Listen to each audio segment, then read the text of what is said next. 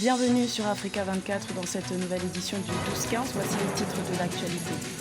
Retour attendu du président Adama Barrow en Gambie ce jeudi 26 janvier. À peine investi, le nouveau chef de l'État devra faire face à de nombreux défis. La Guinée équatoriale souhaite rejoindre l'OPEP en 2017. Ce pays d'Afrique centrale est le troisième plus grand producteur de pétrole en Afrique. En Égypte, 2 entrepreneurs ont su redonner le goût de la lecture aux passants du Caire. Ils proposent une librairie mobile. Les détails dans cette édition.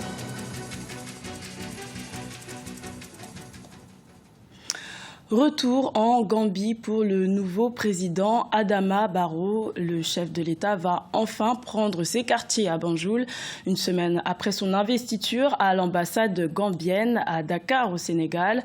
Sa prise de fonction suscite beaucoup d'espoir. Djaranjai et Amira Benjabala Jean-Pierre.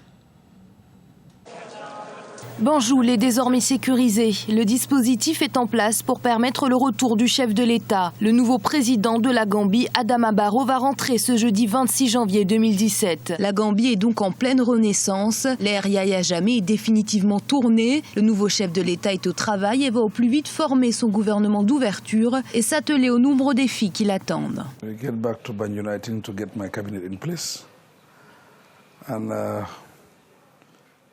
J'ai l'intention de mettre en place mon cabinet dès mon retour à Banjul. Ensuite, nous créerons une banque des expatriés et nous rassemblerons nos techniciens afin de débuter le travail. La situation est calme, la situation est sûre. La question n'est pas de savoir s'il faut pardonner à Jammeh, la question est de connaître la vérité.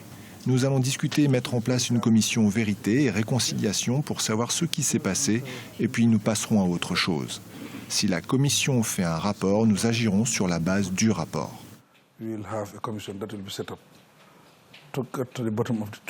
Les autres chantiers de la Gambie sont conséquents. Les premiers défis du nouveau gouvernement seront économiques. La Gambie est parmi les pays les plus pauvres. Son PIB par habitant s'élevait à $384 en 2015 et le taux d'alphabétisation atteint à peine 50%.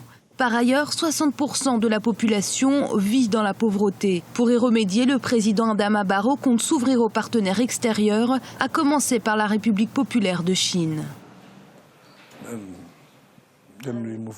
La Chine a eu une relation de longue date avec la Gambie, en particulier pendant la Première République et la partie postérieure de Jammeh. Je pense qu'ils sont des partenaires positifs et cette fois, ils nous accompagnent dans cette voie du changement. L'ambassadeur chinois est venu me voir, nous avons longuement discuté et je pense qu'il y aura beaucoup de contacts entre la Gambie et la Chine.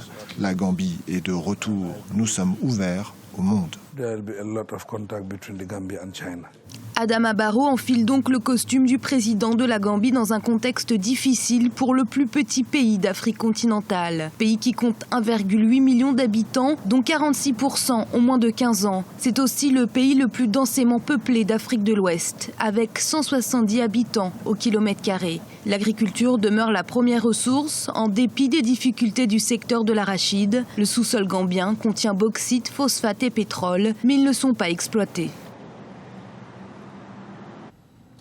La Guinée équatoriale veut devenir membre de la plus grande organisation mondiale de producteurs de pétrole. Le pays prévoit de diminuer sa production pour s'allier à l'organisation des pays exportateurs de pétrole. Siamlo Victoria CG. La Guinée équatoriale souhaite rejoindre l'Organisation des pays producteurs et exportateurs de pétrole OPEP en 2017. Le gouvernement vient d'adresser sa demande d'adhésion. Depuis novembre 2016, l'OPEP est parvenu à un accord visant à réguler la production de l'or noir. C'est un effort consenti et coordonné de ses États membres qui doit aboutir à un quota de production de 32,5 millions de barils par jour. Des conditions que la Guinée équatoriale devra alors respecter si elle adhère à l'organisation. Ça va impacter nécessairement le prix du pétrole, donc les revenus de la Guinée équatoriale qui est dans une phase autant que le Gabon dans les périodes de difficulté du fait de la non-diversification significative de leur économie, bien qu'ils en aient les potentiels. La Guinée équatoriale est l'un des pays non membres de l'organisation qui a souscrit à l'option de la réduction de la production de pétrole. En intégrant le cartel, ce pays d'Afrique centrale veut contribuer à faire remonter les prix du baril de l'or noir. Les États membres de l'OPEP possèdent 78,4% des réserves de pétrole et fournissent 43% de la production mondiale de pétrole brut. production de pétrole sur le marché international était significative. Donc on avait une surcapacité de l'offre. Donc qui dit qu'on a une surcapacité de l'offre, ça impacte automatiquement sur les prix. Et c'est pour ça que depuis bien 2 ans, on arrive à un fléchissement du prix du baril du pétrole. C'est sûr que rentrer dans l'OPEP, on est encadré, on a un meilleur processus de distribution. Certes, peut-être. Mais l'enjeu pour les gens, c'est que les pays comme la Guinée équatoriale, le Gabon, le Congo, le Venezuela et certains nombres ont une économie essentiellement de rente pétrolière.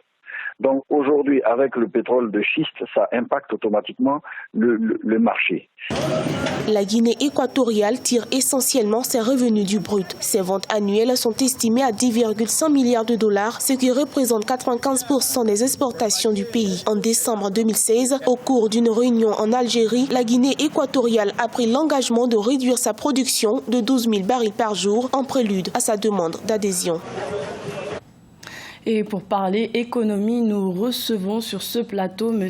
Daniel Ngassiki, économiste et ancien secrétaire général de la Banque des États d'Afrique centrale. Bienvenue, M. Ngassiki. Merci. Vous êtes également l'auteur de ce livre, L'économie au canon de l'infinitique inclusive. Donc nous venons de voir un reportage sur la Guinée équatoriale. Est-ce que la rente pétrolière est source de conflits aujourd'hui dans certains pays? Est-ce que une meilleure répartition de la rente pétrolière pourrait effacer les inégalités? Très bien, je viens d'apprendre avec vous cette perspective de l'entrée de la Guinée équatoriale dans l'OPEP. C'est une très bonne nouvelle pour la Guinée équatoriale, pour l'Afrique centrale et pour l'Afrique d'une manière générale. Le pétrole a apporté beaucoup au pays de la CEMAC et particulièrement en Guinée équatoriale. Oui, ça aide à une meilleure répartition des richesses économiques. Ce qu'il faudrait savoir, c'est que le plus gros des recettes pétrolières d'un pays comme la Guinée équatoriale est visible dans les investissements massifs qui ont été réalisés dans ce pays. Donc c'est déjà une très grande forme concrète de répartition des richesses, puisqu'on retrouve cela dans les écoles, dans les routes, dans les hôpitaux. Ça bénéficie à toute la population. Cette perspective pour la Guinée équatoriale d'aller dans l'OPEP renforce les relations qu'il faudra mettre en place pour une meilleure captation des recettes pétrolières et aussi des possibilités pour mieux répartir les richesses. Alors pour parler de votre livre, vous affirmez que si l'État appartenait à tous les citoyens, il n'y aurait ni pauvreté ni inégalité. Comment est-ce possible? Oui, l'État, si on gérait l'État comme une société appartenant à tous les citoyens, et c'est cela la réalité en fait, dans la démocratie, l'État appartient toujours aux citoyens et en démocratie, l'État appartient aux souverains qui sont les citoyens. La seule chose est que cela n'est pas encore bien matérialisé. Ce que nous défendons dans ce livre, l'économie au canon de l'infinitique inclusive, canon pour dire principe, normes et standards, et infinitique inclusive pour dire l'inclusion économique et sociale à l'infini. Si on prend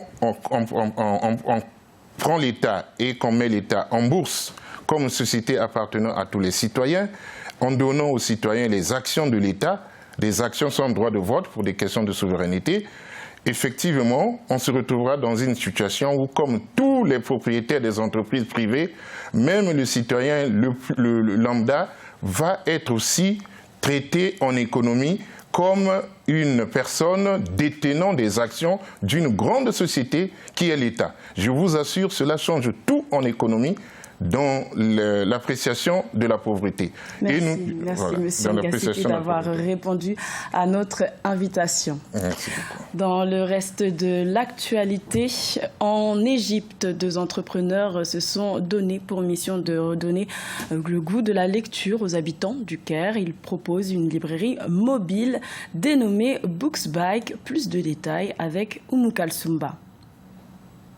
Pour Mohamed Badr et Ader Mansour, tous les moyens sont bons pour inciter à la lecture. Avec leurs maigres économies, ils ont eu l'idée d'acheter une moto et d'accrocher juste derrière une grande caisse pour y ranger les livres. Quotidiennement, Mohamed et Ader sillonnent les quartiers de la capitale égyptienne et livrent sur commande des ouvrages aux férus de la lecture. On a constaté que les gens lisent de moins en moins à cause d'Internet. Alors on s'est dit pourquoi ne pas inventer une librairie mobile. Avec un vélo et un chariot derrière, on transporte facilement les livres. Nous nous sommes assignés comme mission de faire la promotion de la lecture, surtout chez les enfants. Booksbike, la librairie mobile, est divisée en 2 compartiments. Une partie qui comporte des livres d'adultes et une autre réservée aux livres pour enfants. Leur objectif est d'encourager les résidents des quartiers défavorisés à la lecture, surtout les enfants. Une initiative saluée par de nombreux Égyptiens. J'avoue que je ne lisais presque pas. Grâce à Booksbike, je suis même devenu un passionné de la lecture. C'est une bonne initiative. Les autorités devraient encourager les initiateurs du projet. Désormais, j'achète des livres à mes enfants à moindre coût et je n'ai pas besoin de me déplacer. Mohamed et Ader ambitionnent d'ici la fin de l'année 2017 d'avoir au moins 5 librairies mobiles afin de servir une plus large population. Ils invitent les autres pays à suivre cet exemple car ils estiment que la littérature est le pilier de la démocratie et du développement. Ce journal a été réalisé par l'ensemble de la rédaction. Merci de votre fidélité. Retrouvez dans un instant une nouvelle édition de l'information sur Africa 24.